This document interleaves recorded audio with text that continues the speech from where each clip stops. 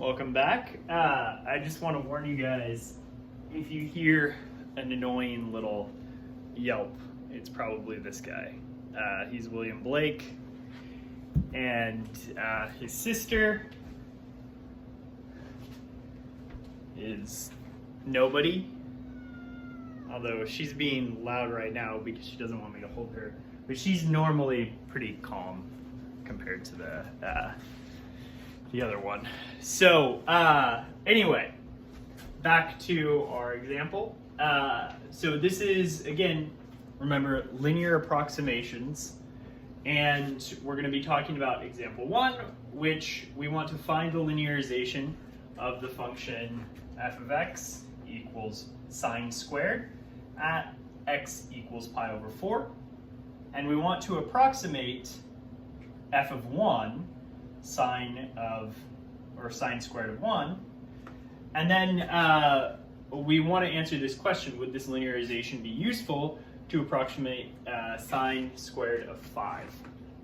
And so the first thing we want to do is get a picture of what our function looks like here, and notice that pi over 4 and 1 are kind of close together. Here we have pi over 4, that's approximately like 0.8 or something like that, something around there. And then 1 is a little bit larger than pi over 4. And then what we have is, if we look at the point, this is pi over 4, and this value would be x equals pi over 4, or this point, and this is sine squared of pi over 4. And then what we get is we have a line there, and this line is our linear approximation.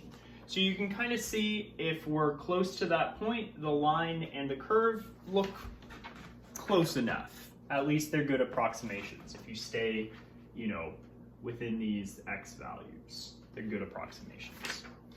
And we can actually probably answer this last question right now. Would it be a useful approximation for sine squared of 5? And the answer is no, because notice that whatever values we're going to get for our line, it's going to shoot up there. So when we try to evaluate 5 on this line, it's going to be some large value way out here, whereas the sine curve keeps going like this. So one thing you want to keep in mind is, if your x value is not close to what your approximation is at, you're not going to get a good approximation. So remember, our linear approximation is at x equals pi over 4. So we have to stay close to x equals pi over 4. If we go outside of that, we get bad approximations. So it's going to be, some value up here, some y value here, but the line is going to tell us it's way out there. So we're not going to want to use this to approximate that at all. But we can use it to approximate sine squared of 1. And so the idea is, again, we have this equation for the tangent line at this point, which is just going to be f evaluated at a plus f prime evaluated at a times x minus a. Okay? And so what we're going to do first is we're going to remember that f of x is equal to sine squared x. F prime of x then has to be the derivative of this. So you're going to get 2 sine x times cosine x. Remember, you have to use the chain rule. This is sine squared, so you use the power rule on sine, and then you do times the derivative of the inside function, which is sine. And so this means that if I plug in pi over 4, I'm going to get, well, what is sine of pi over 4? And then I square that. That's just going to be 1 over root 2 squared, or 1/2. So you have to think back to the unit circle, think back to those different values. And then if I plug in pi over 4 to the derivative of f, I get 2 times sine of pi over 4 times cosine of pi over 4. And so this is going to be 2 times 1 over root 2, as we said.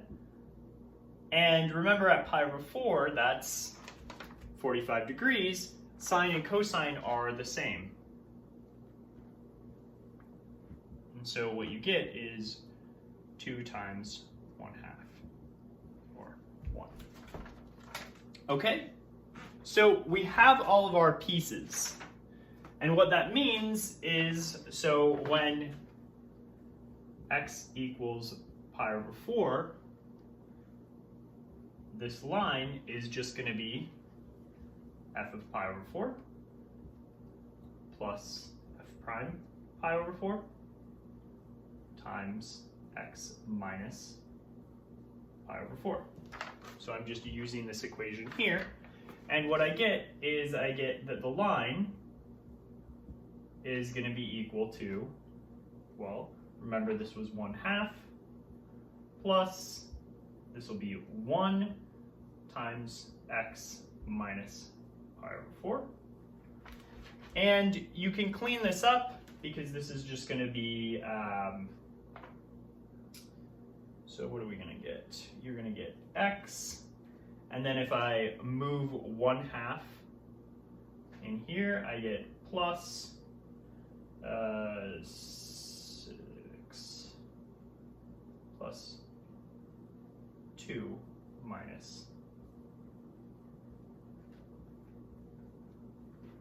And the reason I've written it like that is this is in the form of y equals mx plus b. Okay? And then that gives you the linearization of this at x equals 1/4, or pi over 4. And then if I wanted to know sine squared of 1, well, that's going to be approximately equal to this line when I plug in 1. So you're going to get that point up here as opposed to this point down there. And that's just going to be equal to 1 plus 2 minus pi over 4, or 2 minus pi, all of that over 4, or 6 minus pi over 4.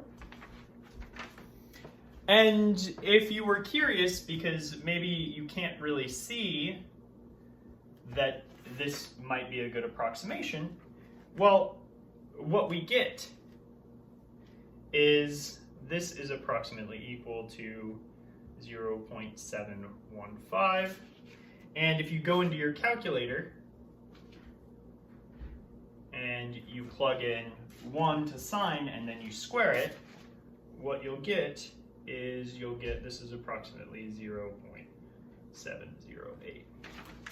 So you can see that, yeah, they're pretty close. Maybe not perfect, but it's a good approximation. And you might be thinking, well, I could just use my calculator. Why would I want to do this? It's because, there's a lot of cases where you want approximations for functions rather than just specific values. And so it's always good to have some sort of function where we know if we want an approximation for the output close to x equals pi over 4, we can just throw it into this function. And, so it might be useful. Also, if I use the approximation 3.14, I could at least numerically get some sort of approximation, some sort of idea where this is on the number line, whereas my mind doesn't really evaluate trig functions super well. There might be some things I might be able to make some approximations of that. But I hope you see how this works, and we'll have one more example.